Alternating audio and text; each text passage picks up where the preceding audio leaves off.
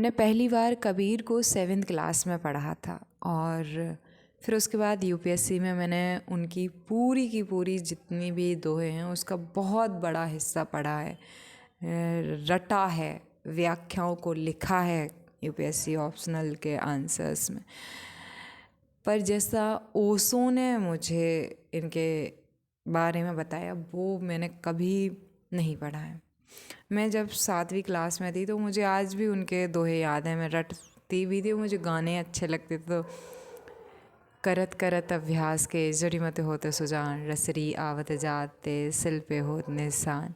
और ये मैंने अपनी लाइफ का रूल बना लिया था जब मैं किसी भी काम को करती थी तो कि मुझे अभ्यास करना है, अभ्यास करना है, चाहे कोई भी चीज़ हो।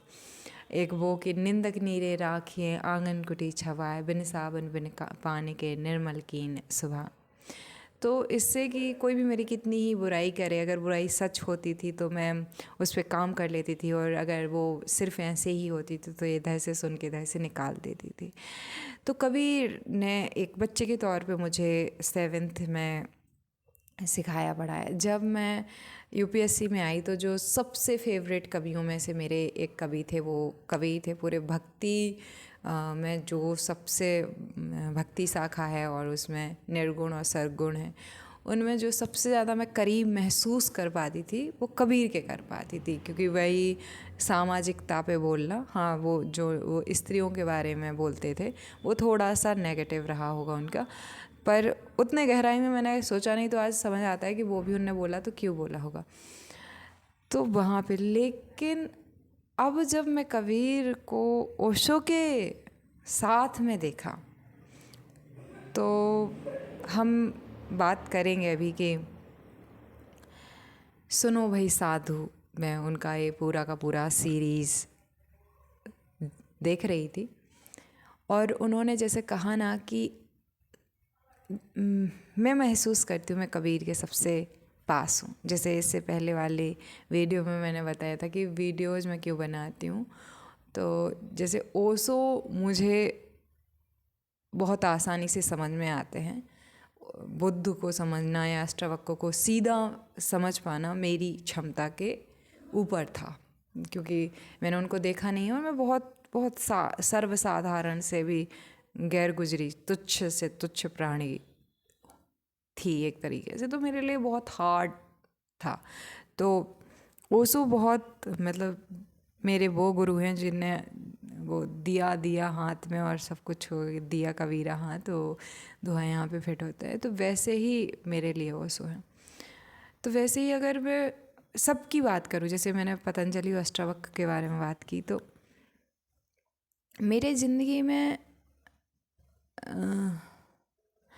राजा जनक से मैं इस तरीके से महसूस कर पाती थी, क्योंकि मेरा जो बचपन था, हम भले ही उतने अमीर नहीं थे लेकिन एक तरीके की उस एरिया में, उस गांव में अमीर थे। घर पे लोग काम करने के लिए आते थे।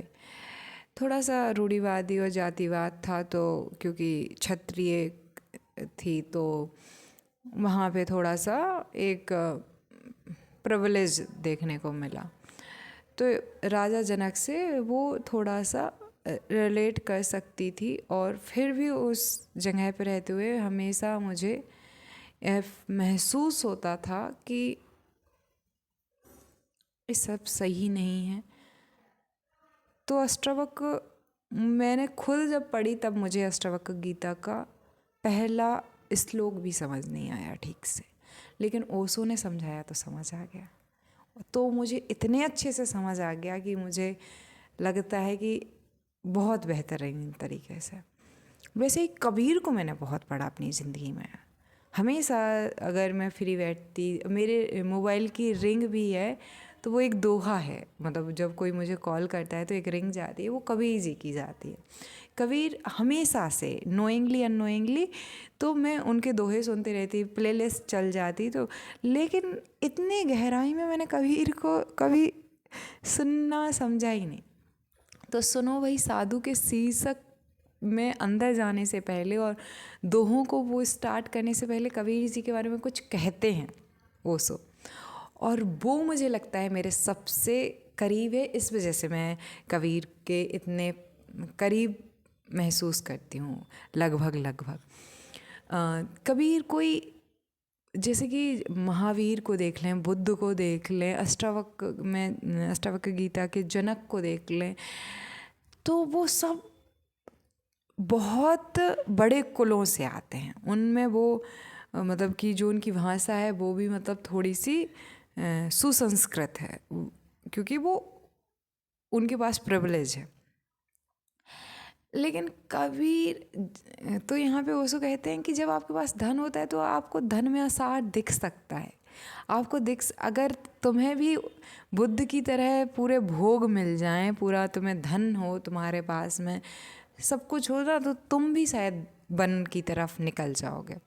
लेकिन जब तुम्हारे पास ये सब कुछ नहीं है, और जो कि कबीर के पास नहीं है, तब उसमें आसार देख पाना ये बहुत रेयर है। और क्योंकि कबीर कोई बहुत बड़े वैसे जन्म से ज्ञानी नहीं है,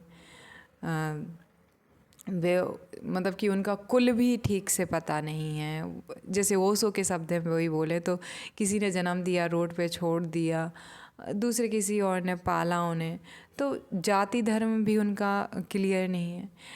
जुलाहा का पूरा टाइम ग्रस्त जीवन जिया, जुलाहा का काम किया, तो वन में भी नहीं गए हैं, हिमालय पे भी नहीं गए हैं, संन्यास भी नहीं लिया है, गृहस्थ रहे हैं पूरे जीवन।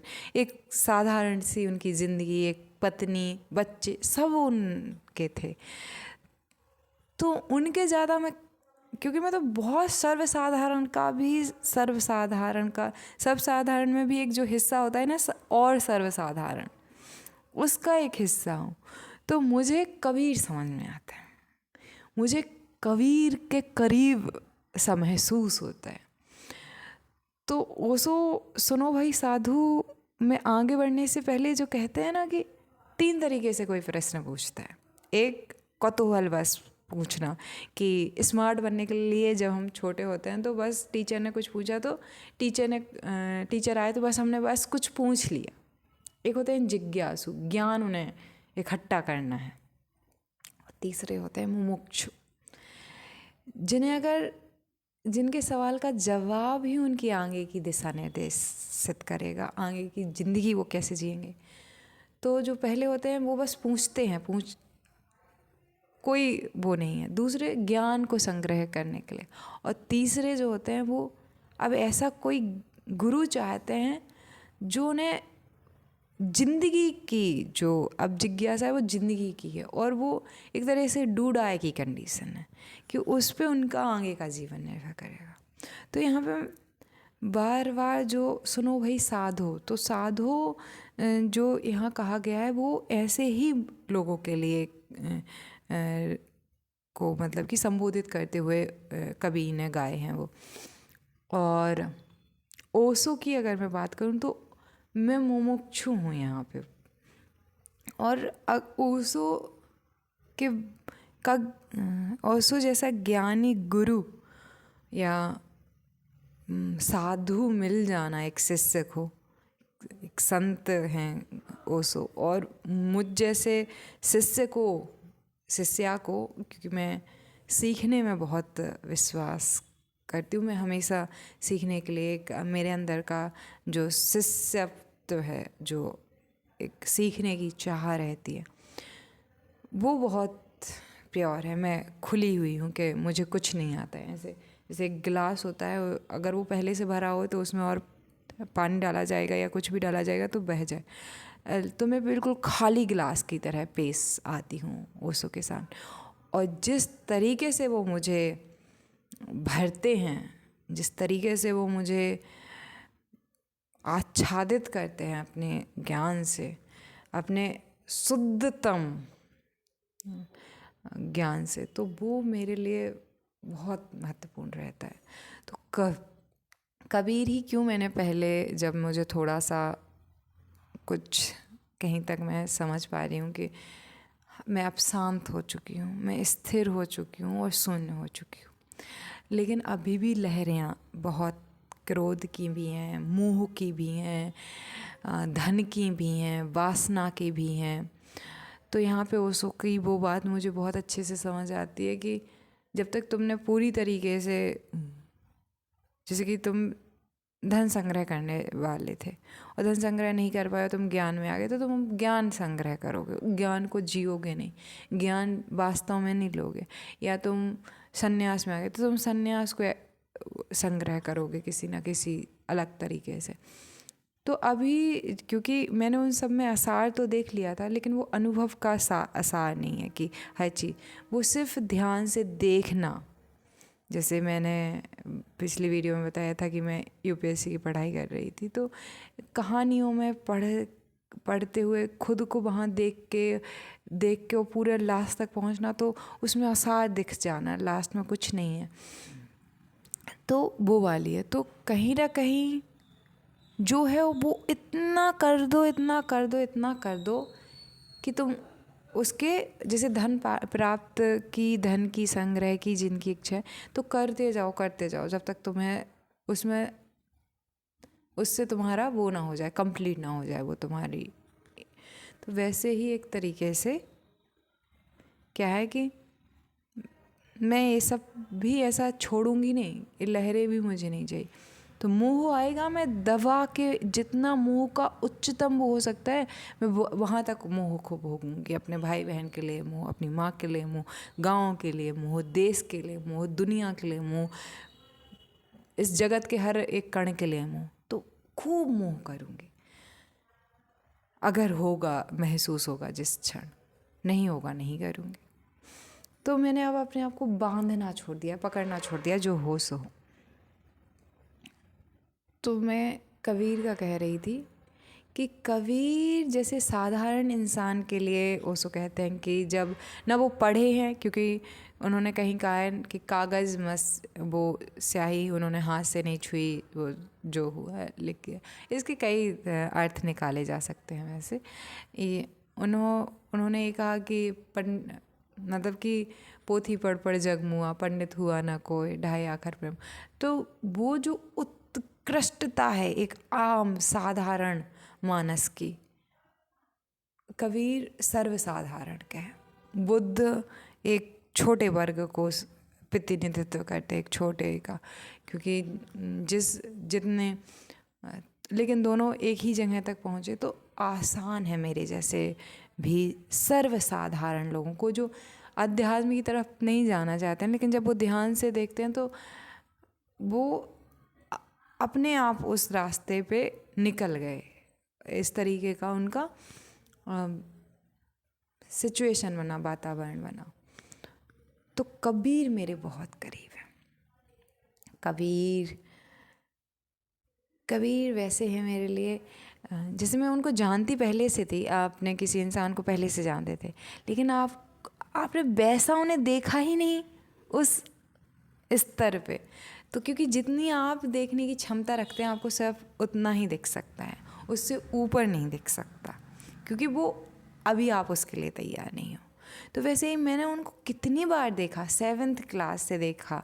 मतलब जो मैंने दोहे बताए वो 7th के थे, करत करत अभ्यास के और निंदक नीरे राग के, और भी ऐसे 2-4 कि वो है कि कल करे सो आज कर, आज करे सो अब। तो वो सब मैं उनको 13 साल की एज से जानती हूँ, लेकिन वो जानना और आज का जानना बहुत अलग है। तो जब आप तैयार होते हो उच्चतम को जानने के लिए, तब आपको वहाँ पे भी वो दिखाई देता है, और फिर इतनी गहराई से दिखाई देता है कि आप सोच के बिल्कुल आश्चर्यचकित रहते हैं कि ये तो मैंने पहले भी देखा था, लेकिन जो देखने का ढंग था वो नहीं आया था मुझे, और आज भी नहीं आया है। मैं बिल्कुल कुछ भी नहीं जानती हूँ। मैंने तो अपने आप को समर्पित कर दिया है ओशो को और परमात्मा को, क्योंकि ओशो में ही परमात्मा है, परमात्मा में ही ओशो, मेरे अंदर परमात्मा है, मेरे अंदर वो ओशो है। सो अब जो द्वंद्व है, अंतरवाद था, वो ख़त्म हो गया। वास्तव में अद्वैत मेरे अंदर बह रहा है और अनुभव से हो रहा है। हाँ, कुछ क्षण के लिए ऐसा रहता है कि ये सब हो, तरंगे आती हैं, लहरें उठती हैं, और कुछ क्षण कुछ भी नहीं रहता। तो हम कबीर पे सबसे पहले बात करेंगे। सुनो भाई साधु, बहुत अच्छे से।